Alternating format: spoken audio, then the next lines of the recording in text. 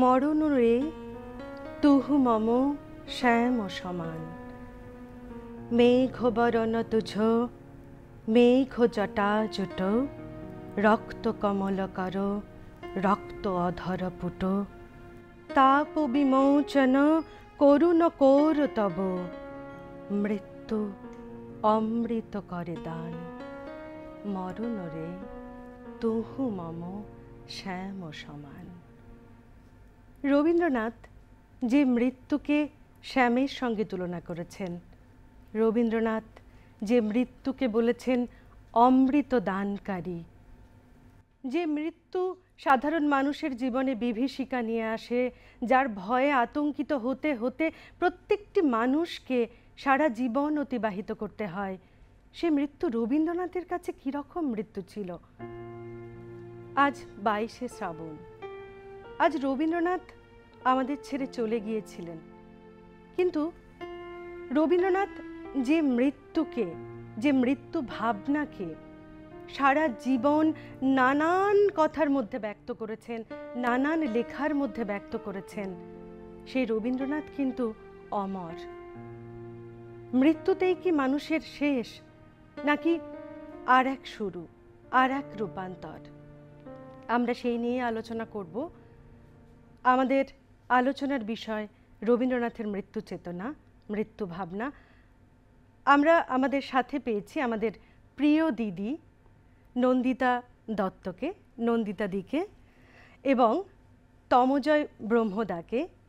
আপনাদের দুজনকেই স্বাগত জানাই। দিদি, প্রথমেই আপনার কাছে আসি। 22শে শ্রাবণ রবীন্দ্রনাথের মৃত্যুদিন। এই দিনটি তো প্রত্যেক বছরই পালন করা হয়, এবং তার সাথে সাথে রবীন্দ্রনাথের আলোচনার সাথে সাথে, জীবনের সাথে সাথে মৃত্যু চেতনা নিয়েও বিভিন্ন রকম আলোচনা হয়। কিন্তু আমরা যদি একদম প্রথম থেকেই আলোচনা শুরু করি, তাহলে মৃত্যু কি? মৃত্যু কি নশ্বর দেহের শেষ, নাকি একেবারেই পরিসমাপ্তি, নাকি অন্য কিছু? কি মনে হয় আপনার? আমরা যারা সাধারণ মানুষ, মৃত্যু আমাদের কাছে শোকের বার্তা বহন করে, কিন্তু তাত্ত্বিকভাবে বা যদি মৃত্যু কি, মৃত্যুকে বিশ্লেষণ করতে হয়, সেখানে আমরা কি দেখছি? সাধারণ মানুষ মৃত্যুকে বিভীষিকা, যেটা তুমি বলছিলে শুরুতেই, আমাদের মধ্যে একটা আকুতি থাকে মৃত্যুর হাত থেকে আমরা কিভাবে অব্যাহতি পেতে পারি, তার জন্য যে বিভিন্ন বিষয় বা বিভিন্ন পথ অবলম্বন করা। সভ্যতার আদিকাল থেকে আমরা দেখেছি মহাপুরুষরা কিন্তু মৃত্যুকে অতিক্রম, যেটা করা বলে, যে অতিক্রম করে মানবতার এমন এক অবস্থার কথা কল্পনা করেছেন যাকে আমরা অমৃত লোক বলি, বা আমরা এই যে অন্ধকার থেকে আলোয় যাওয়া, উত্তরণের কথা বলি। মহাপুরুষরা কিন্তু এই মৃত্যুকে আশীর্বাদ মনে করেন এবং মৃত্যুর মধ্য দিয়ে আত্মার মুক্তির কথা বলেছেন। তো এখন যেটা দৈহিক মৃত্যু তাদের কাছে তুচ্ছ, এবং আমরাও আজকাল অপরিণত না, পরিণত মৃত্যুতে কিন্তু অনেক সময়ই বলি ওনার সময় হয়েছে, চলে গেছেন, কিন্তু এই চলে যাওয়াই তো শেষ কথা নয়, কাজের মধ্য দিয়ে কিন্তু তিনি আমাদের সঙ্গে থাকছেন। তো এখন আমরা যখন বৈদিক সাহিত্যের দিকে তাকাই, সেখানে দেখব যে মৃত্যু পরবর্তী, মানে মৃত্যু পরবর্তী যে সময় যমরাজকে আমরা যদি মৃত্যুর দেবতা ধরি, বা মৃত্যুর দেবতা বা দূত যাই বলি না কেন, সেটাও কিন্তু বিভীষিকা নয় কেন? সেখানে আমাদের অনেক সময় মনে হয় আমরা তো একটা কল্পনার জগতে, যমরাজকে কল্পনা করেই আমরা এগোচ্ছি, এবং মৃত্যুর পরে কি হয়েছে আমরা কিন্তু কেউ দেখি না। সবটাই আমাদের অভিজ্ঞতা সঞ্জাত, অভিজ্ঞতা, বিভিন্ন লেখা বা জীবনের বিভিন্ন প্রেক্ষিতগুলোকে বিশ্লেষণ করে মুনি ঋষিরা যে মৃত্যুকে গুরুত্ব দিতেন না, বরং মৃত্যুকে সৃষ্টিকর্তার নিতান্ত স্বাভাবিক লীলা বলেই প্রকাশ করেছেন, এটা হলো তাদের ধারণা। আর শুরুতে তো বললামই কি তমজয়, ঠিক না, যে আমরা সাধারণ মানুষ মৃত্যুতে শোকগ্রস্ত হয়ে পড়ি। আমি তোমাকে একটা মানে প্রশ্নের মতো করছি, এই যে সাধারণ মানুষ মৃত্যুকে আমরা ভয় করি বা বিভীষিকাময় হিসেবে দেখি, কেন আমরা সেটা দেখি? সেটার উত্তর কিন্তু আমরা রবীন্দ্রনাথের কাছেই আবার পেয়ে যাই। উনি একটি গানে বলছেন, অচেনাকে ভয় কি আমার ওরে, অর্থাৎ আমার কাছে যা অচেনা, যা অজানা, তাকেই কিন্তু আমি আমরা ভয় পাই ভয় সব করছি, থেকে এবং বেশি। মৃত্যু আমার কাছে অজানা, অচেনা। এবং এই তারপরে পরের যে অংশটি এই গানটির বলছে, অচেনাকে ভরে চিনে চিনে জীবন উঠছে ভরে আমার। তো যত আমরা, যে তুমি বলছিলে বৈদিক সাহিত্যের কথা বা পুরনো মুনি ঋষিদের কথা, মহর্ষিদের কথা, তারা কিন্তু এই সাধনাটা করেছিলেন যে মৃত্যু কি, তার স্বরূপ কি, তাকে সেটাকে জানার চেষ্টা করেছিলেন, এবং তাই তাদের কাছে কিন্তু মৃত্যু ভীতি ছিল না। হ্যাঁ, এবং বৈদিক সাহিত্যের কথা তুমি বললে, তারপরে যদি আমরা ভারতীয় জীবন দর্শনের যে এই স্বরূপটি যেটা বৈদিক সাহিত্যে প্রকাশিত হয়েছে, তার কিন্তু পরিপূর্ণতা পেয়েছে উপনিষদে এসে। এবং উপনিষদে বারবার বলা হয়েছে যে মৃত্যু, জন্ম এবং মৃত্যু একে অপরের বিরূপ নয়, বরং পরিপূরক, একদম ঠিক। এবং ওখানে কিন্তু আছে যে আমরা পরম ব্রহ্মের কাছে প্রার্থনা করছি, অমৃতম অমৃতম গমায়, অমৃতম অমৃতম গমায়, যেটা বলছি। হ্যাঁ, তাহলে মৃত্যুর থেকে অমৃত পথে আমরা তার জন্য যাত্রা বা তার জন্য প্রার্থনা করছি আমরা। এবং যেটা বৈদিক সাহিত্যে শুরু হয়েছিল সেটা উপনিষদে এসে আরও পরিপূর্ণতা লাভ করলো। এবং এই যে উপনিষদের এই যে ধারণা, পরে কিন্তু আমরা রামায়ণ এবং মহাভারতে এসে তার কিন্তু একটি সেই দৃষ্টিভঙ্গির অনুসরণ আমরা পেয়ে যাচ্ছি। এবং মানে এগুলো দিনে দিনে বিশ্লেষণের, মানে আমরা যত এগুলো নিয়ে কাজ হচ্ছে যে মৃত্যু কি, যত গভীরে ঢোকার চেষ্টা করছি। কারণ অনেকে শুধুমাত্র যে সাধনার মধ্য দিয়ে মৃত্যুকে দেখছেন তা নয়। আমরা আজকাল ধরো, আমরা আজকে অনুষ্ঠানে বসেছি, কথা বলবো ভেবে না, আমরাও কিন্তু মৃত্যু চেতনা আমাদের মধ্যেও কাজ করে। এই যে আজকে আমরা এই বিষয়টায় কথা বলছি, আমরা কিন্তু যাওয়ার চেষ্টা করছি, বোঝার চেষ্টা করছি মৃত্যু কি আলো না মৃত্যু অন্ধকার। এবং তারপরে দেখো বৈদিক সাহিত্যের পরে আমরা যদি বৌদ্ধ সাহিত্যের কথা আসি, সেখানেও নির্বাণ শব্দটি কিন্তু মানে মুক্তি লাভের কথা কিন্তু এখানে আছে।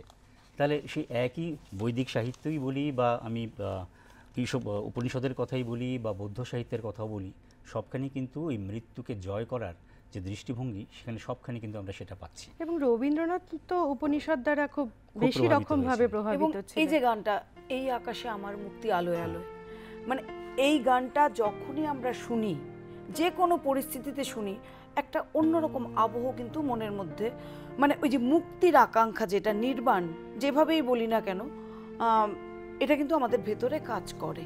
এইটা কি বলতে চাইছেন দাদা যে রবীন্দ্রনাথের যে মৃত্যু ভাবনা, তার পশ্চাতে আমাদের একটা দার্শনিক একটা ধারাবাহিকতা আছে, যেখান থেকে সম্ভবত রবীন্দ্রনাথ মৃত্যু চেতনায় পৌঁছতে পারছেন, একটা পরিপূর্ণতা বলুন বা এই জায়গাটায় আসছে, তাই না?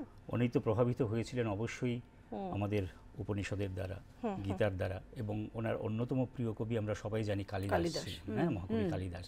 সেই কালিদাসের কথা কিন্তু তুমি বলতে পারো এখানে। আমরা যদি যেমন সংস্কৃত সাহিত্যের যে জায়গাটা আমরা মানে কালিদাসের কোনো লেখায় মৃত্যুভীতি নেই, এবং যে মৃত্যুকে স্বাভাবিক একান্ত সত্য বলে রঘুবংশী তিনি বলেছিলেন, যে জীব জন্মগ্রহণ করেছে তাকেও মৃত্যুবরণ করতে হবে। শুধু তাই নয়, মৃত্যুর পর যতদিন না নির্বাণ লাভ ঘটে ততদিন আত্মা পুনর্জন্ম গ্রহণ করে, এ কথাও কালিদাসের কাব্যে একাধিকবার বলা হয়েছে। কুমার সম্ভব কাব্যে মৃত্যুই হলো প্রিয়তমের সঙ্গে মিলনের সোপান, সে কথা বর্ণনা করা হয়েছে। সেটা কিভাবে এসছে, যখন শিবের তৃতীয় নেত্র অগ্নির উৎপাতে মদন ভূষীভূত হলেন, তার স্ত্রী রতি মৃত্যুবরণ করলেন, কিন্তু সেই মৃত্যুবরণের মধ্য দিয়ে মিলিত হচ্ছে। আবার শিশুপাল বধে মৃত্যুতত্ত্ব খুব সুন্দরভাবে প্রকাশিত হয়েছে, যেখানে শিশুপালের আত্মা শ্রীকৃষ্ণের মধ্যে বিলীন হয়ে যাচ্ছেন, আত্মার সঙ্গে পরমাত্মার মিলন। মানে আমরা ঘুরে ফিরে কিন্তু একটা জায়গায় আসছি, মৃত্যু মানে শেষ হয়ে যাওয়া নয়, মৃত্যু মানে আরেকটা কিছু নতুন করে আরেকটা রূপান্তর।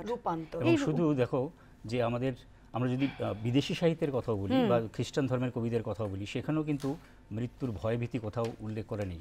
আমি যদি ফিলেশিয়া হিমান্সের দ্য বেটার ল্যান্ডের কথা বলি, বা 16th সেঞ্চুরিতে এসে যদি জন ডানের যে কবিতা ডেথ বি নট প্রাউড, উনি এখানে মৃত্যুকে একদম তুচ্ছ তাচ্ছিল্য করছেন। বা আরও পরে ভিক্টোরিয়ান যুগে টেনিসন যেরকম লিখছেন ইন মেমোরিয়াম বা ক্রসিং দ্য বার কবিতায়, বা আমেরিকান পোয়েট এমিলি ডিকিনসন তার অসংখ্য কবিতায় মৃত্যুকে সুন্দর রূপে কিন্তু বর্ণনা করা আছে। কোথাও কিন্তু মৃত্যু ভীতি বা মৃত্যু ভয় সেটা কিন্তু কোথাও কিন্তু প্রতিফলিত হয় এই না। প্রসঙ্গে আমার একটা কথা মনে হলো, এই যেহেতু মৃত্যু ভীতি নেই নেই। এবং মৃত্যু কি আসলে আমরা সাধারণ মানুষ তো দেখতে পাচ্ছি না, দেখতে পাচ্ছি না, ওই ওই যে যে অজানা, হ্যাঁ, অচেনাকে হ্যাঁ, জানার কৌতূহল। কৌতূহল। প্রায়ই আমরা অনেক সময় আলোচনা করি, ইস মারা গেলে পরে কি হয় একটু হ্যাঁ, দেখে আবার যদি ফিরে আসতে পারি। সেটা ভালো হতো। এবং এই নিয়ে কিন্তু আমাদের প্রচুর সাহিত্য আছে যে মৃত্যুর জায়গাটা দেখে তারপরের বিষয়টা দেখে তারপরে ফিরে আসছে, এবং সেখানে নানান কল্পনাও স্থান পাচ্ছে।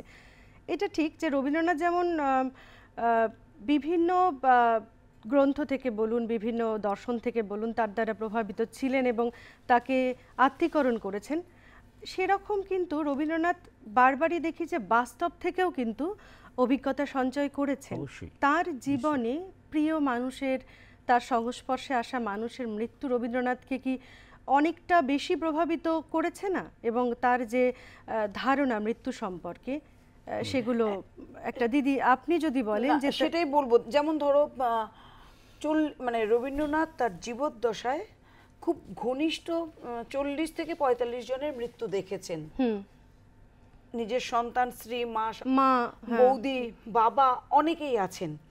তো সেখানে একটা আমি জীবন স্মৃতিতে যে কথাটা তিনি লিখেছিলেন সেটাই পড়ছি। মায়ের মৃত্যু অভিঘাত রবীন্দ্রনাথের কিশোর মনে যে আলোড়ন তুলেছিল সেটা তিনি প্রকাশ করেছেন জীবন স্মৃতিতে। অনেকদিন হইতে তিনি রোগে ভুগিতেছিলেন। কখন যে তাহার জীবন সংকট উপস্থিত হইয়াছিল তাহা জানিতেও পারি নাই। এতদিন পর্যন্ত যে ঘরে আমরা শুইতাম সেই ঘরেই স্বতন্ত্র শয্যায় মা শুইতেন। কিন্তু তাহার রোগের সময় একবার কিছুদিন তাহাকে বোটে করিয়া গঙ্গায় বেড়াইতে লইয়া যাওয়া হয়। তাহার পরে বাড়িতে ফিরিয়া তিনি অন্তঃপুরের তেতালার ঘরে থাকিতেন। যে রাত্রিতে তাহার মৃত্যু হয় আমরা তখন ঘুমাইতেছিলাম। তখন কত রাত্রি জানি না, একজন পুরাতন দাসী আমাদের ঘরে ছুটিয়া আসিয়া চিৎকার করিয়া কাঁদিয়া উঠিল, ওরে তোদের কি সর্বনাশ হলো রে। তখনই বউ ঠাকুরানী তাহাকে ভৎসনা করিয়া ঘর হইতে টানিয়া বাহির করিয়া লইয়া গেলেন, পাছে গভীর রাত্রে আচমকা আমাদের মনে গুরুতর আঘাত লাগে এই আশঙ্কা তাহার ছিল। স্তিমিত প্রদীপে অস্পষ্ট আলোকে ক্ষণকালের জন্য জাগিয়া উঠিয়া হঠাৎ বুকটা দমিয়া গেল, কিন্তু কি হইয়াছে ভালো করিয়া বুঝিতেই পারিলাম না। প্রভাতে উঠিয়া যখন মার মৃত্যু সংবাদ শুনিলাম তখনও সে কথাটার অর্থ সম্পূর্ণ গ্রহণ করিতে পারিলাম না। বাহিরের বারান্দায় আসিয়া দেখিলাম তাহার সুসজ্জিত দেহ প্রাঙ্গণে খাটের উপর শয়ান, কিন্তু মৃত্যু যে ভয়ঙ্কর সে দেহে তাহার কোনো প্রমাণ ছিল না। সেদিনের প্রভাতের আলোকে মৃত্যুর যে রূপ দেখিলাম তাহা সুখসুপ্তির মতোই প্রশান্ত ও মনোহর। কেবল যখন তাহার দেহ বহন করিয়া বাড়ির সদর দরজার বাহিরে লইয়া গেল এবং আমরা তাহার পশ্চাৎ পশ্চাৎ শ্মশানে চলিলাম, তখনই শোকের সমস্ত ঝড় যেন একেবারে এক দমকায় আসিয়া মনের ভিতরটাতে এই একটা হাহাকার তুলিয়া দিল। এই বাড়ির এই দরজা দিয়া মা আর একদিনও তাহার নিজের এই চিরজীবনের ঘরকন্যার মধ্যে আপনার আসনটিতে আসিয়া বসিবেন না। তুমি যেটা এক্ষুনি পড়লে সেটা হচ্ছে রবীন্দ্রনাথের দেখা প্রথম মৃত্যু। 14 বছর বয়সে মাতৃবিয়োগ। হ্যাঁ, মানে এই লাইনটা যতবার পড়ি প্রতবার মানে চোখের সামনে মৃত্যুর দৃশ্যটা মানে ভেসে ওঠে এবং মা শুয়ে আছেন এরকম ভাবে, কিন্তু ভয়ঙ্কর না, কিন্তু ভয়ঙ্কর না। এবং একটা জিনিস কি সুখস্মৃতি বলেছেন, এবং একটা জিনিস কি 14 বছরে দেখেছেন, লিখেছেন, কিন্তু মানে কতটা মাথার মধ্যে জিনিসটা এবং হৃদয়ে ক্রিয়া করেছিল, এবং প্রথম মৃত্যু। আর এই ক্ষেত্রে একটা কথা মনে পড়ছে যে রবীন্দ্রনাথের কিন্তু মৃত্যু ভাবনা যত বয়স বেড়েছে তত কিন্তু পরিবর্তিত হয়েছে। হ্যাঁ, এবং এই কথাই তুমি দেখো, এই যে মার মৃত্যু সম্পর্কে তিনি যেটা লিখছেন জীবন স্মৃতিতে, তিনি কাদম্বরী দেবীর মৃত্যু প্রসঙ্গে কি লিখছেন, তিনি লিখছেন, ইতিপূর্বে মৃত্যুকে আমি কোনোদিন প্রত্যক্ষ করি নাই, কিন্তু আমার 24 বছর বয়সের সময় মৃত্যুর সঙ্গে যে পরিচয় হইল তাহা স্থায়ী পরিচয়। তাহা তাহার পরবর্তী প্রত্যেক বিচ্ছেদ শোকের সঙ্গে মিলিয়া অশ্রুর মালা দীর্ঘ করিয়া গাঁথিয়া চলিয়াছে। শিশু বয়সের লঘু জীবন বড় বড় মৃত্যুকেও অনায়াসেই পাশ কাটাইয়া ছুটিয়া যায়, কিন্তু অধিক বয়সে মৃত্যুকে অত সহজে ফাঁকি দিয়া এড়াইয়া চলিবার পথ নাই। তাই সেদিনকার সমস্ত দুঃসহ আঘাত বুক পাতিয়া লইতে হইয়াছিল। একদম।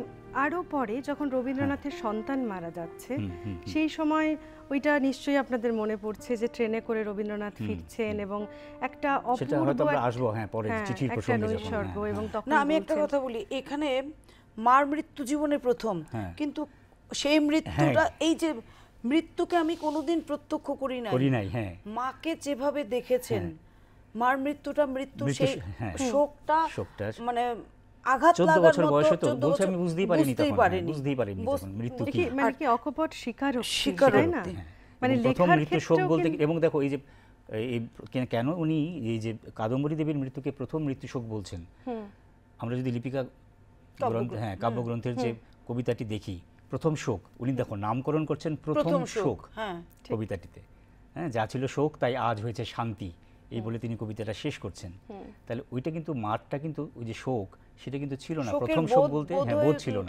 এবং তারপরে দেখো কাদম্বরী দেবীর মৃত্যুর পরে যখন যে অস্থিরতা, মানসিক একটা অস্থিরতা তৈরি হয়েছিল, সেটা কিন্তু মৃণালী দেবী অর্থাৎ ওনার স্ত্রীর মৃত্যুর পরে অনেক শান্তভাবে তিনি মেনে নিয়েছিলেন। এবং তিনি দেখো আবার জীবন স্মৃতিতেই লিখছেন, ঈশ্বর আমাকে যে শোক দিয়াছেন সেই শোককে তিনি নিষ্ফল করিবেন না, তিনি আমাকে শোকের দ্বারা মঙ্গলের পথে উত্তীর্ণ করিয়া দিবেন। তাহলে দেখো শোকের দ্বারা মঙ্গলের পথে উত্তীর্ণ করিয়া দিবেন। আর এখানে সময়টা যদি আমরা দেখি, সময়ের দিকটা তাকালে 1875-এ মা মারা যান, 1884-তে এখানে একটা গ্যাপ কত বছরের, তারপরে মাঝখানে 1901 সালে কিন্তু ভ্রাতুষ্পুত্র মানে নীতিন্দ্রনাথ মারা গেছেন, 1902 সালে মৃণালী দেবী মারা যান।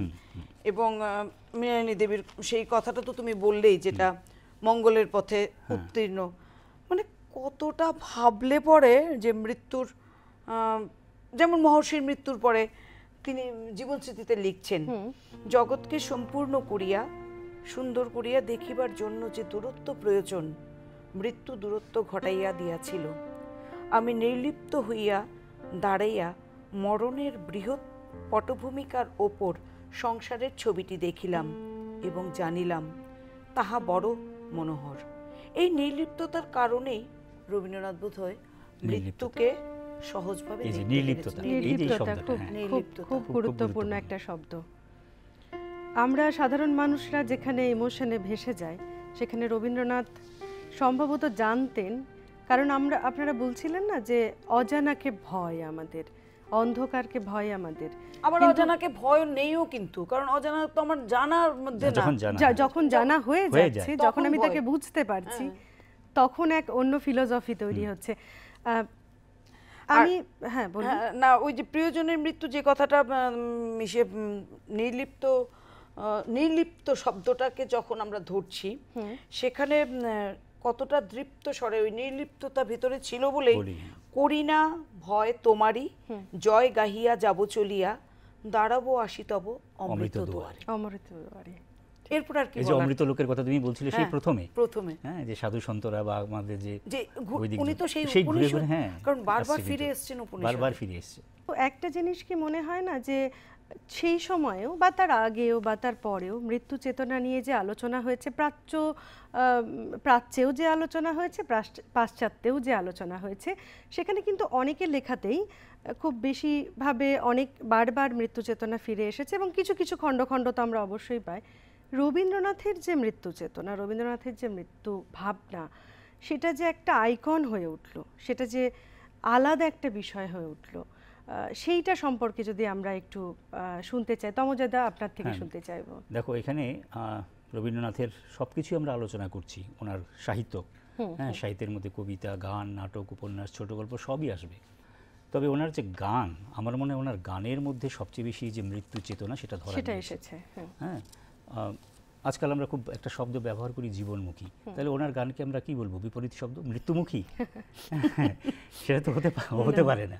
তাহলে এই যে মৃত্যু চেতনা বা মৃত্যু চেতনার গানে তিনি কেন অনন্য, কেন তিনি আলাদা, এই যে সবগুলোর প্রভাব তো তার গানে ছিল। তিনি আসলে জীবনকে বা ওই মৃত্যুকে প্রকৃতির এক অপরিহার্য নিয়ম বলেই ধরে নিয়েছিলেন। হ্যাঁ, তিনি মানে মৃত্যু রবীন্দ্রনাথের কাছে জীবনেরই অবিচ্ছেদ্য একটি অংশ। আরেকটি অংশ। হ্যাঁ, এবং তাই তিনি তার একটি গানে বলছেন, যে ফুল ঝরে সেই তো ঝরে, ফুল তো থাকে ফুটিতে। একদম প্রত্যেক দিন আমরা যদি বাগানে, আমাদের ফুলের বাগানের দিকে তাকাই, কি দেখবো প্রত্যেক দিন আমাদের একটি গাছে কত ফুল ফুটছে, সন্ধে হলে ফুল ঝরে যাচ্ছে, আবার পরের দিন ফুল ঝরছে। এই কথাই কিন্তু তিনি মেনে নিয়েছিলেন, যেটা একটা প্রাকৃতিক নিয়ম, এই নিয়মকে আমার মেনে নিতেই হবে। বা তিনি আরও একটি গানে বলছেন, তরঙ্গ উঠে তরঙ্গ মিলায়ে যায়, তরঙ্গ উঠে কুসুম ঝরিয়া পড়ে, কুসুম ফোটে। এই যে এটা কিন্তু নিত্যদিনের হাত ধরাধরি করে চলছে, জীবন ও মৃত্যু একে অপরের সাথে যেন হাত ধরাধরি করে চলছে। এবং আমরা এটাকে বলতে পারি যে নটরাজের যে পদক্ষেপ, সেই নটরাজের পদক্ষেপের মতোই কিন্তু তার পথ চলার মতোই। এবং এই নটরাজের যে পদক্ষেপ সেটাও কিন্তু তার গানে ধরা দিয়েছে। খুব একটা আমরা এই গানটা প্রায় গেয়ে থাকি, হ্যাঁ, নাচে জন্ম নাচে মৃত্যু পাছে পাছে। তাহলে আমাদের জীবনটা কি, এই যে জন্ম এবং মৃত্যুর একটা চিরন্তন একটা উৎসব, সেই উৎসবের মতোই কিন্তু। তোমার কিছু মনে পড়ছে কি এই যে মৃত্যু চেতনার সঙ্গে মুক্তির সম্পর্ক যেটা, তো আমি মুক্তির যে মুখে শান্তি পাড়াবার যে কথাগুলো গানটার, সেই গানের কথাগুলোই যদি কিভাবে তুলে এনেছেন সেটাই যদি একটু আলোচনা করতে পারি, এই গানটাই আমরা একটু আলোচনা করতে পারি। সম্মুখে শান্তি পাড়াবার ভাষাও তরণী হে কর্ণধার, তুমি হবে চিরসাথী, লও লও হে ক্রোড়পাতি, অসীমের পথে জ্বলিবে জ্যোতি ধ্রুব তারকার, মুক্তিদাতা তোমার ক্ষমা তোমার দয়া, হবে চিরপাথেয় চিরযাত্রার, হয় যেন মর্তের বন্ধন ক্ষয়, বিরাট বিশ্ববাহু মেলি লয়, পায় অন্তরে নির্ভয় পরিচয় মহা অজানার। দেখো উনি মৃত্যুকে কি বলছেন এখানে, মুক্তিদাতা। মুক্তিদাতা এই শব্দটা দেখো, মুক্তিদাতা। তাই মৃত্যু কখনো ভয়ের হতে পারে না। হ্যাঁ, কারণ ওই যে ডাকঘর নাটকের ক্ষেত্রেও তো যেটা আমরা যে জীবন আর মৃত্যুর সাঁকর মানে সেতু বা সেতু হিসেবে দেখেছেন। রবীন্দ্রনাথের ছোট গল্পেও কিন্তু এই মুক্তির কনসেপ্টটা ভীষণভাবে আছে। ছুটি, মুক্তি, তারপরে দেনা পাওনা বা এই ধরনের যে গল্পগুলো আছে, সেই অতিথি, হ্যাঁ, ছোট গল্পে মানে ছোট গল্পে বোধহয় সবচেয়ে রিফ্লেক্ট আমরা বেশি, গানে আমরা বলি ঠিকই, কিন্তু ছোট গল্প প্রচুর ছোট গল্প এবং জীবনের প্রতিটা পরত। তুমি সেই কাবলিওয়ালার মিনি, যদিও এখানে মৃত্যু চেতনার কথা না, কিন্তু এই যে ছেড়ে যাওয়ার বন্ধন মুক্তির কথা, নির্লিপ্ত হয়ে যাও, নির্লিপ্ত হওয়ার কথা যেভাবে তুমি গানটার কথা বললে তো, সম্মুখে শান্তি পাড়াবার, এর প্রেক্ষাপটটা আমি একটু পড়ে শোনাই।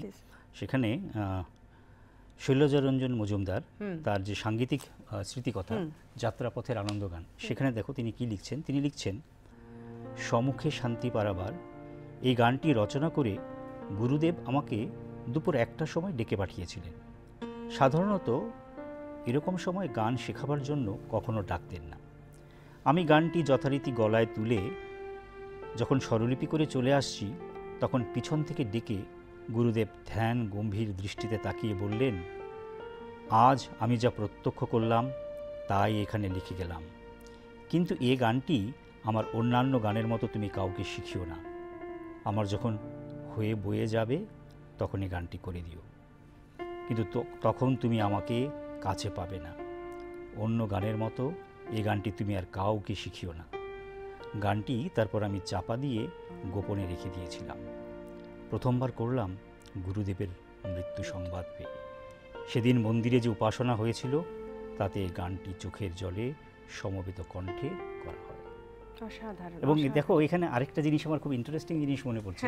রবীন্দ্রনাথ যেরকম বলে গিয়েছিলেন যে তার মৃত্যুর পরে কি গান গাওয়া হবে, এখানে আরেকজনও কিন্তু বলে গিয়েছিলেন, সেটা হচ্ছে রজনীকান্ত সেন। হ্যাঁ, রজনীকান্ত সেন কিন্তু দীর্ঘদিন ধরে আমরা জানি যে কর্কট রোগে আক্রান্ত ছিলেন, এবং ওনার ইচ্ছে ছিল যে রবীন্দ্রনাথ যেন তাকে গিয়ে দেখা করেন তার রোগশয্যায়, এবং রবীন্দ্রনাথ সেখানে গেলেন এবং তাঁর অনুরোধে নিজে অর্গান বাজিয়ে গানও করেছিলেন। এবং রবীন্দ্রনাথ তখন তিনি আর কথা বলার মতো অবস্থায় ছিলেন না, তিনি লিখে লিখে তার মনের কথা ব্যক্ত করতেন। তো রবীন্দ্রনাথকে তিনি যখন রবীন্দ্রনাথ দেখা করে এসে পড়ছেন, তখন তিনি লিখছেন, মানে রবীন্দ্রনাথকে লিখছেন রজনীকান্ত, আমায় আশীর্বাদ করুন, দয়াল শীঘ্র যেন আমাকে তার কোলে নিয়ে যান। এবং তার পরপরই রবীন্দ্রনাথ যখন এসে পড়লেন তার পরপরই তিনি একটি গান লিখলেন, সেটা হচ্ছে আমায় সকল রকমে কাঙাল করেছ গর্ব করিতে চুর, তাই যশ ও অর্থ মান ও স্বাস্থ্য সকলই করেছ দূর। এই গানটি লিখে সাথে সাথে উনি রবীন্দ্রনাথের যে শান্তিনিকেতনের বোলপুরের ঠিকানায় পাঠিয়ে দিলেন। এবং পরদিন রবীন্দ্রনাথ যখন এই গানটি পেলেন তখন একটা দীর্ঘ চিঠি লিখলেন রজনীকান্ত সেনকে, এবং সেই চিঠির একটু আমি অংশ পড়ছি আবার। সেখানে তিনি লিখছেন, প্রীতিপূর্বক নমস্কারপূর্বক নিবেদন, সেদিন আপনার রোগশয্যার পাশে বসিয়া মানবাত্মার একটি জ্যোতির্ময় প্রকাশ দেখিয়া আসিয়াছি।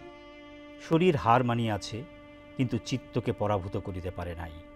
পৃথিবীর সমস্ত আরাম ও আশা ধূলিসাৎ হইয়াছে, কিন্তু ভূমার প্রতি ভক্তি ও বিশ্বাসকে ম্লান করিতে পারে নাই। আত্মার এই মুক্ত স্বরূপ দেখিবার সুযোগ কি সহজে ঘটে? আপনি যে গানটি পাঠাইয়াছেন তাহা শিরোধার্য করিয়া লইলাম। দেখো দেখো কি লিখছে, আত্মার এই মুক্ত স্বরূপ। মুক্ত স্বরূপ সেদিন উনি দেখেছিলেন রজনীকান্ত সেনের মধ্যে, কি অসাধারণ সেই হ্যাঁ। কথা। আরেকটা বিষয় মনে হয় যে রবীন্দ্রনাথ যখনই সেটা শিল্প প্রসঙ্গে হোক, সাহিত্য প্রসঙ্গে হোক, এমনকি এই মৃত্যু চেতনা প্রসঙ্গে, জীবন সম্পর্কে, তার জীবন দেবতার কনসেপ্ট কথা আমরা সবাই জানি, জীবন এবং মৃত্যুকে একটা অবিচ্ছেদ্য অঙ্গ হিসেবে গড়ে তোলা, এইটা রবীন্দ্রনাথের যে ভাবনায় ছিল, তার একটা বড় কারণ হচ্ছে রবীন্দ্রনাথ একটা সাধারণ দর্শনে বিশ্বাস করতেন যে সীমা এবং অসীম এই দুটো কোথাও এসে মিলতে হবে। একটা ব্যক্তি মানুষ, সে কিন্তু ব্যক্তি মানুষ নয়, সে বিশাল ব্রহ্মাণ্ডের সাথে একত্রিত হয়ে। যখন মানুষ একা হয় তখন মানুষ খণ্ড হয়, আর যখন মানুষ একত্রিত হয় তখন মানুষ বিশাল হয়। এই যে কনসেপ্ট, এখান থেকে মনে হয় রবীন্দ্রনাথ যেমন মুক্তি বলেছেন, কোথাও কোথাও আর এক ধাপ এগিয়ে মৃত্যুতে মানুষের পূর্ণতা, এই কথাটাও বলেছেন, তাই না? এই জায়গাটা নিয়ে কি আমরা একটু কথা বলতে পারি দিদি? পূর্ণতার কথা যদি বলতে হয় সেখানে একদম লাইন ধরে ধরে বলতে হবে। ঠিক। আমরা মানে এখন এতদিন পরে, ধরো ছোটবেলায় আমাদের কাছে মৃত্যু, আশেপাশে যাদের মৃত্যু দেখতাম, পড়াশোনা বা স্কুল যাচ্ছি সেভাবে, সেই বয়সটাতে মৃত্যু মানে দুঃখ, মৃত্যুর কারণ কি, মারা গেছে মানে আকাশে তারা হয়ে গেছে, ওই কনসেপ্টটা। এখন আমাদের কাছে আকাশের তারা হয়ে গেছে সেই কনসেপ্টটা নেই, সেই কনসেপ্টটা থেকে আমরা বেরিয়ে এসেছি। এখন যেটা মনে হয়, মৃত্যু জীবনের চরম ছেদ বা সমাপ্তি নয়, কিন্তু সমাপ্তি নয়। এবং রবীন্দ্রনাথকে ধরেই, যেহেতু এই মৃত্যু চেতনাটা রবীন্দ্রনাথই আমাদের মধ্যে, উপনিষদ আমরা পড়ি বা মহাভারত রামায়ণ যেখান থেকেও, কিন্তু আমাদের ভেতরে যেটা গেঁথে দিয়েছেন তিনি রবীন্দ্রনাথ। এবং এই যে পরিপূর্ণতার দিকে, মৃত্যুর মানে পরিপূর্ণতা, মৃত্যুকে বলছে পরিপূর্ণতার দিকে এগিয়ে যাওয়া, সেখানে আত্ম অন্বেষণের পথ। আমি যেখানে আমার নিজের সত্তাকে খুঁজে পাই বা খুঁজে দেখার চেষ্টা ভেতরটাকে, তো সেখানে বলছে দুঃখ যদি না পাবে তো দুঃখ তোমার ঘুচবে কবে, বিষকে বিষের দাহ দিয়ে দহন করে মারতে হবে, মরতে মরতে মরণটাকে শেষ করেতে একেবারে, তারপর সেই জীবন এসে আপন আসন আপনি লবে। আর এই গানটার কথা তো কি বলবো, মানে যবে থেকে শোকের পর্যায়ে, মানে আমরা শোক, মৃত্যুকে শোক ভেবেছি এবং শোক থেকে উত্তরণের কথা বলি, এই তোমার অসীমে প্রাণমন লয়ে যত দূরে আমি ধাই, কোথাও দুঃখ কোথাও মৃত্যু কোথাও বিচ্ছেদ নাই, হে পূর্ণ তব চরণের কাছে যাহা কিছু সব আছে আছে আছে, নাই নাই ভয় সে শুধু আমারই, নিশিদিন কাঁদি তাই। দেখো এখানে দেখো কি সুন্দর বলছেন, আমরা কেন কাঁদি নিশিদিন, নাই নাই ভয় থেকে কাঁদি। কিন্তু এই যে নাই নাই ভয়, কিন্তু বলছে তারপর, কিন্তু তার আগেই বলেছে হে পূর্ণ তব চরণেরও কাছে যাহা কিছু সব আছে আছে আছে, আমরা হারিয়ে ফেলার ভয়, আমরা হারিয়ে ফেলার ভয়ে কাঁদি, ওই নাই নাই ভয় থেকে কাঁদি। কিন্তু আসলে হ্যাঁ, তাই মৃত্যুতে যে কি হয় আসলে, যেটা আমাদের ফিলসফিতে, ইন্ডিয়ান ফিলসফিতেও আছে, মৃত্যুতে জন্মের অবসান ঘটে হয়তো, কিন্তু প্রাণের কিন্তু বিলাপ হয় না। যেহেতু আমরা বিশ্বাস করি যে আমাদের আত্মার বিনাশ বিনাশ নেই, আত্মা অবিনশ্বর। অবিনশ্বর। এবং গীতার যদি আমরা 20 নম্বর শ্লোকটা দেখি, সেখানেও তো তাই বলেছে না। কি বলা হয়েছে এখানে, যখন আমাদের কোনো বস্ত্র পুরনো হয়ে যায়, পুরনো জামা কাপড় যেমন আমরা পাল্টে ফেলি, নতুন বস্ত্র পরিধান করি, শীর্ণ তেমনি, হ্যাঁ, জীর্ণ জীর্ণ শরীরটাকে ফেলে আমরা একটা নতুন শরীরের দিকে যাচ্ছি। হ্যাঁ। এবং দেখো এখানে আমার আরেকজনের কথা খুব মনে পড়ছে, সেটা হচ্ছে সুকুমার রায়ের কথা। হ্যাঁ, এই প্রসঙ্গটা তুমি যদি বলো, কারণ এটা পড়েছি, মানে বিভিন্ন সময় পড়েছি এবং কথাটা কিন্তু খুব টাচ করে। আমরা আবার এটা নিয়েও একটু কথা বলতেই পারি। রবীন্দ্রনাথের সাথে এই রায় পরিবারের কিন্তু একটা দারুণ ঘনিষ্ঠতা ছিল, যোগাযোগ ছিল। এবং সুকুমার রায় যখন রোগশয্যায়, মাত্র তার 36 বছর বয়স, হ্যাঁ, তখন তিনি ওই রবীন্দ্রনাথকে আবার দেখতে চেয়েছিলেন এবং রবীন্দ্রনাথ যান এবং সেখানে রবীন্দ্রনাথকে তিনি অনুরোধ করেন ওই গানটা শোনানোর জন্য, আছে দুঃখ আছে মৃত্যু। এবং তিনি কিন্তু গানটা শুনিয়েছিলেন সুকুমার রায়কে। এবং সুকুমার রায়ের মৃত্যু সংবাদ পাওয়ার পরে তিনি শান্তিনিকেতনের আশ্রমে একটি শোক সভার মতো আয়োজন করেছিলেন এবং মন্দির প্রাঙ্গণে, এবং সেখানে তিনি একটি ভাষণ দিয়েছিলেন। সেই ভাষণে তিনি কি বলছিলেন দেখো, পূর্ণ স্বরূপের বিশ্বে আমরা ফাঁক মানতে পারবো না, এই কথাটি আজ এত জোরের সঙ্গে আমার মনে বেজে উঠেছে। তার কারণ সেদিন সেই যুবকের মৃত্যুশয্যায় দেখলুম সুদীর্ঘকাল দুঃখ ভোগের পরে জীবনের প্রান্তে দাঁড়িয়ে মৃত্যুর মতো অত বড় বিচ্ছেদকে প্রাণ যাকে পরম শত্রু বলে জানে তাকেও তিনি পরিপূর্ণ করে দেখতে পেরেছেন। তাই হয়তো সুকুমার রায় সেদিন কবিকে এই গানটি গাইতে বলেছিলেন। এবং দেখো ওই যদি আমি ছিন্নপত্রাবলীর কথা এখানে একটু আসি, হ্যাঁ, ব্যক্তি হিসেবে দেখতে গেলে মৃত্যুটা কত উৎকট, যার মধ্যে কোনো সান্ত্বনা নেই, ঠিক আছে। কিন্তু এখানে তিনি কি দেখছেন, বলছেন যে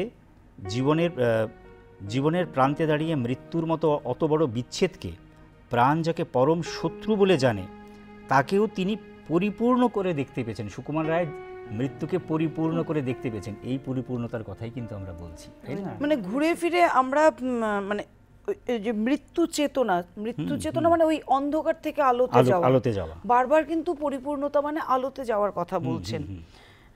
তো আরেকটা জিনিস দেখো, এইগুলো বলার এবং দেখো ওই গানটার শেষে যে এই যে গানটা অনুরোধ করেছিলেন সুকুমার রায়কে গাইতে, এই গানটার একদম শেষে কি আছে, নাহি ক্ষয় নাহি শেষ নাহি নাহি দৈন্যলেশ, সেই পূর্ণতার পায়ে স্থান মন মাগে। সেই পূর্ণতার পায়ে, সেই পূর্ণতার কথাই কিন্তু আছে, কোনো কিছুর শেষ নেই, ক্ষয় নেই, হ্যাঁ, তাই দৈন্যলেশ নেই।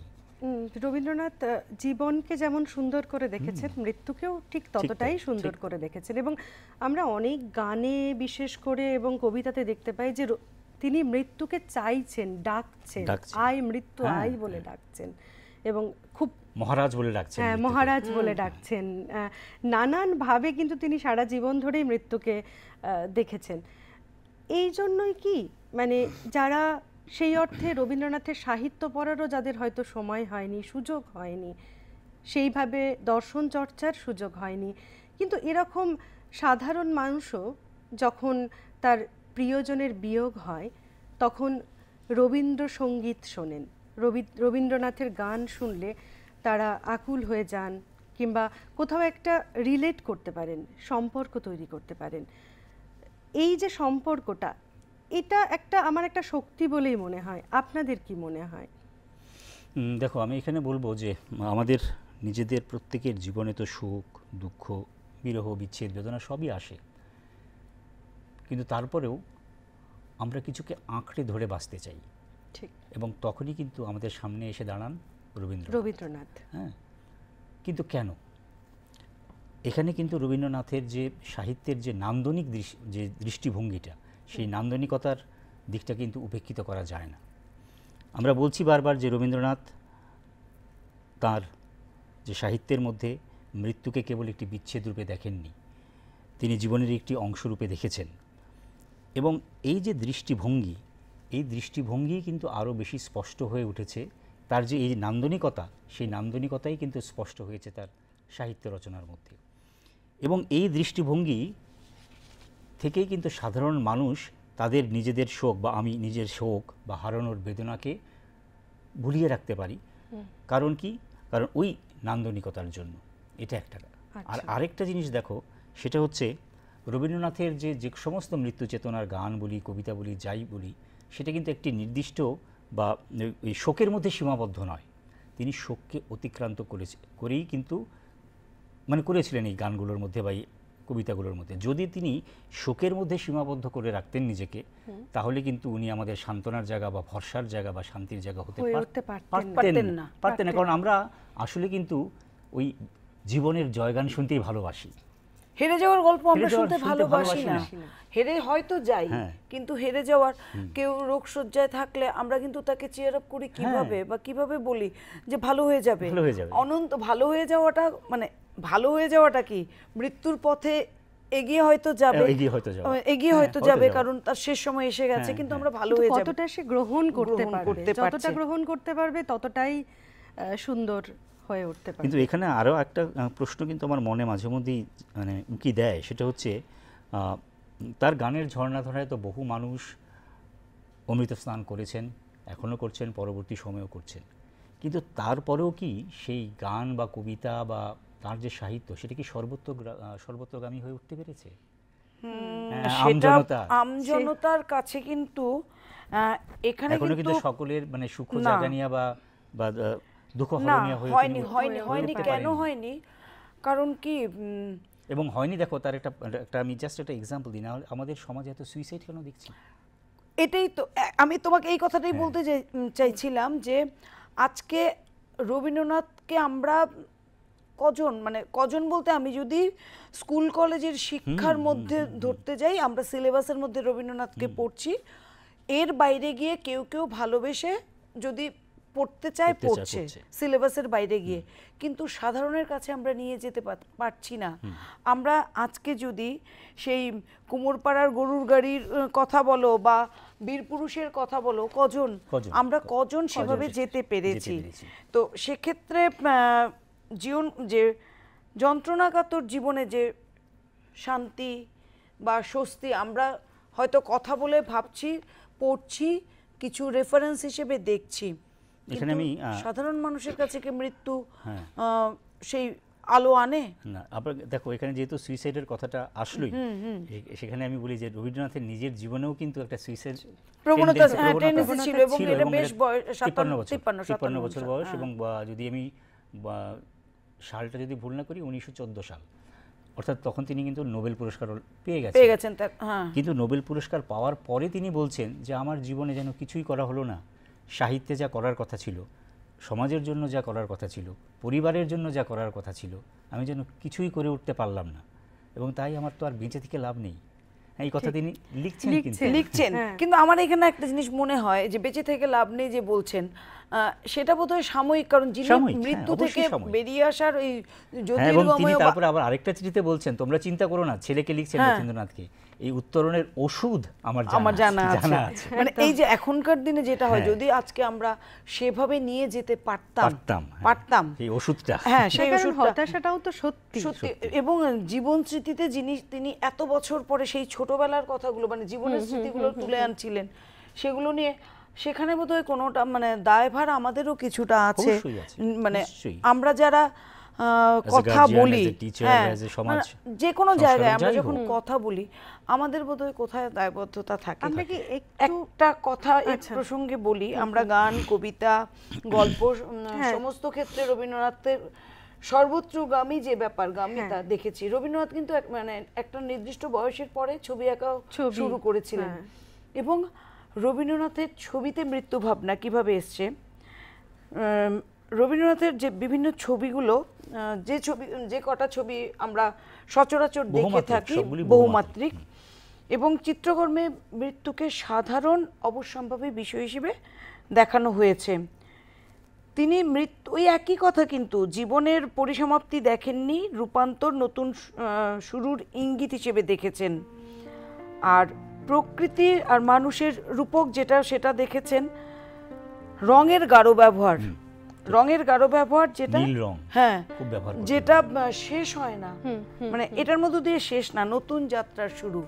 ছবিতেও কিন্তু তিনি বলেছেন। এই ছবির প্রসঙ্গে আমি একটু ওই ফরাসি সাহিত্যিক রোমারোলা তার ডায়েরিতে কি লিখছেন একটু পড়ি আমি। রবীন্দ্রনাথ যখন প্রায় মৃত্যুর মুখে হঠাৎ চৈতন্য ফিরে পেয়ে অস্ফুট স্বরে আওড়ালেন, জীবনে যত পূজা হলো না সারা, জানি হে জানি তাও হয়নি হারা। গানটি গাওয়ার পর তিনি তার তুলি আনতে বললেন। তুলি ও রং এনে দেওয়া হলো তাকে। তিনি আঁকলেন এক জ্যোতি। ঘন অন্ধকার গাছের সার ভেদ করে বেরিয়ে আসছে স্পষ্ট, দুর্দমনীয়, যেন জীবন জয় করেছে মৃত্যুকে।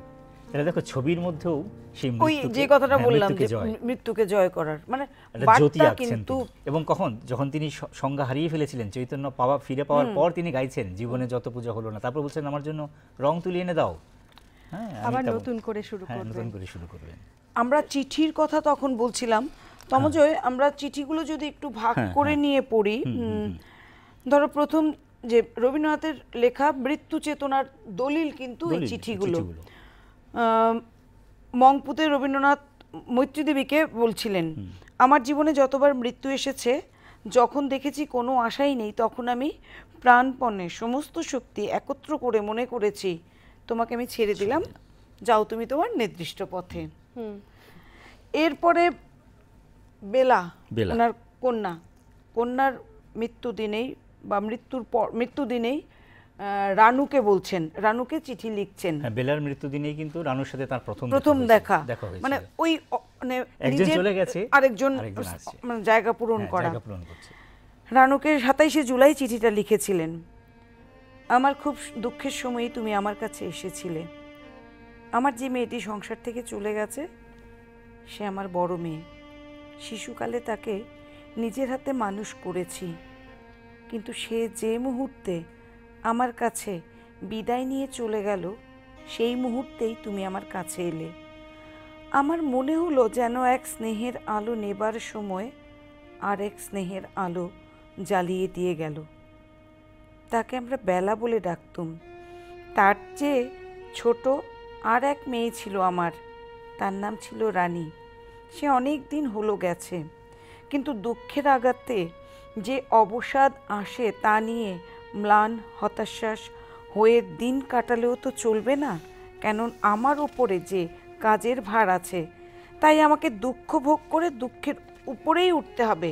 সেজন্য খুব বেদনার সময়ও তুমি যখন তোমার সহজ সরল জীবনটি নিয়ে আমার কাছে এলে এবং এক মুহূর্তে আমার স্নেহ অধিকার করলে, তখন আমার জীবন আপন কাজে বল পেলে আমি প্রসন্ন চিত্তে আমার ঠাকুরের সেবায় লেগে এলুম।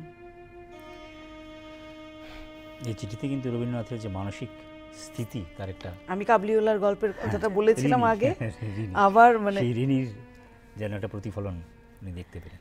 বা আমরা যেটা ওই যে তোমার তুমি বলছিলে ডাকঘরের মীরা দেবীকে সমীর লেখা, এটা আমি একটু বলি।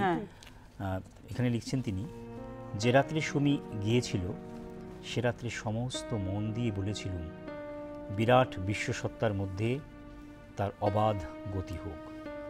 আমার শোক তাকে একটুও যেন পিছনে না টানে। সমী যে রাত্রে গেল, তার পরের রাত্রে রেলে আস্তে আস্তে দেখলুম জ্যোৎস্নায় আকাশ ভেসে যাচ্ছে। কোথাও কিছু কম পড়েছে তার লক্ষণ নেই। মন বললে কম পড়েনি, সমস্তর মধ্যে সবই রয়ে গেছে, আমিও তারই মধ্যে। সমস্তর জন্যে আমার কাজও বাকি রইল। যতদিন আছি সেই কাজের ধারা চলতে থাকবে। যা ঘটেছে তাকে যেন সহজে স্বীকার করি, যা কিছু রয়ে গেল তাকেও যেন সম্পূর্ণ সহজ মনে স্বীকার করতে ত্রুটি না করি। আচ্ছা, আমি নির্মল কুমারীকে যে চিঠিটা লিখেছিলেন সেটা যদি তুমি একটু পড়ো। ঠিক আছে। মৃত্যু সম্পর্কে নির্মল কুমারী মহানবীশকে রবীন্দ্রনাথ প্রায়ই বলতেন, মৃত্যু না থাকলে জীবনের কোনো মানে নেই, আর মৃত্যুর পরিপ্রেক্ষিতে জীবনকে না দেখলে অমৃতের সন্ধান মেলে না। এই জীবন মরণের খেলা দিয়েই জগৎ সত্য হয়ে ওঠে। তাই আজকের দিনে রবীন্দ্রনাথের এই বাণী আমাদের সবাইকে উপলব্ধি করতে হবে, অর্থাৎ জীবনকে মৃত্যুর জানলার ভেতর থেকে না দেখলে তাকে সত্য রূপে দেখা যায় না। আমরা আলোচনার প্রায় শেষ পর্যায়ে এসে পড়েছি। সত্যি রবীন্দ্রনাথকে বোঝার মনে হয় শেষ কখনোই হওয়া সম্ভব নয়। রবীন্দ্রনাথ মৃত্যুর মতোই অনন্ত। এখানে আমি বলি শেষ নাহি যে শেষ কথা কে বলবে? কে বল, ঠিক ঠিক ঠিক। কিন্তু তবু তো আমাদের চেষ্টা করতেই হবে, কারণ রবীন্দ্রনাথের জীবন মানেই রবীন্দ্রনাথের কাজ, রবীন্দ্রনাথের ভাবনা মানেই রবীন্দ্রনাথের কাজ। এবং সেই ভাবনাকে যতটা সাধারণ মানুষ হিসেবে কাছাকাছি পৌঁছানো যায়, ততটাই আমরা রবীন্দ্রনাথকে ছুঁতে পারবো। এবং আমার মনে হয় সম্ভবত আমরা জীবনকেও ছুঁতে পারবো। জীবন যে কতটা আনন্দময়, জীবন কীরকম হতে পারে, একটি সাধারণ থেকে অসাধারণের দিকে যাত্রা, এটা মনে হয় রবীন্দ্রনাথকে ছাড়া সত্যিই সম্ভব নয়। আমরা একদম শেষ করব তমজয়দা আপনার থেকে একটা কিছু পাঠ আমি শুনে, এবং আমার সবচেয়ে প্রিয় গান যেটা, সেটা একটু পড়ে শোনাই। অবশ্যই। এবং অবশ্যই সেটা মৃত্যু চেতনা সম্পর্কিত গান, মৃত্যুকে উত্তীর্ণ করার, বা মৃত্যু হয়ে গেছে তারপরে দেখো কি বলছেন উনি। ওরে আগুন আমার ভাই, আমি তোমারই জয় গাই, তোমার শিকল ভাঙা এমন রাঙা মূর্তি দেখি নাই, তুমি দুহাত তুলে আকাশ পানে মেতেছ আজ কিসের গানে, এ কি আনন্দময় নৃত্য অভয় বলিহারি যায়, যেদিন ভবের মেয়াদ ফুরাবে ভাই আগল যাবে সরে, সেদিন হাতের দড়ি পায়ের বেড়ি দিবিরে ছাই করে, সেদিন আমার অঙ্গ তোমার অঙ্গে ওই নাচনে নাচবে রঙ্গে, সকল দাহ মিটবে দাহে ঘুজবে সব বালাই, ওরে আগুন আমার ভাই। এরপরে দিদিকে অনুরোধ করব এটা কিছু পাঠ করে শোনানোর জন্য। সেই মৃত্যুঞ্জয় কবিতা। দূর হতে ভেবেছিনু মনে, দুর্জয় নির্দয় তুমি, কাপে পৃথ্বী তোমার শাসনে তুমি বিভীষিকা, দুঃখীর বিদীর্ণ বক্ষে জলে তব লেলিহান শিখা, দক্ষিণ হাতের শেল উঠেছে ঝড়ের মেঘ পানে, সেথা হতে বস্ত্র টেনে আনে, ভয়ে ভয়ে এসেছিনু দুরু দুরু বুকে তোমার সম্মুখে, তোমার ভ্রুকুটি ভঙ্গে তরঙ্গিল আসন্ন উৎপাত, নামিল আঘাত, পাঁজর উঠিল কেঁপে, বক্ষে হাত চেপে শুধুলেম আরও কিছু আছে নাকি, আছে বাকি শেষ বজ্রপাত, নামিল আঘাত, এইমাত্র আর কিছু নয়, ভেঙে গেল ভয়, যখন উদ্যত ছিল তোমার অশনি, তোমারে আমার চেয়ে বড় বলে নিয়েছিনু গুণী, তোমার আঘাত সাথে নেমে এলে তুমি যেথা মোর আপনার ভূমি, ছোট হয়ে গেছো আজ, আমার টুটিল সব লাজ, যত বড় হও তুমি তো মৃত্যুর চেয়ে বড় নও, আমি মৃত্যু চেয়ে বড়, এই শেষ কথা বলে যাব আমি চলে। অসাধারণ। এরপরে সম্ভবত আর কোনো কথা চলে না। আমরা এই কথার রেশ ধরেই, এই ভাবনার পথ ধরেই আমরা এই চেতনার পথে এগিয়ে যাব। বিদায় নিচ্ছি, নমস্কার।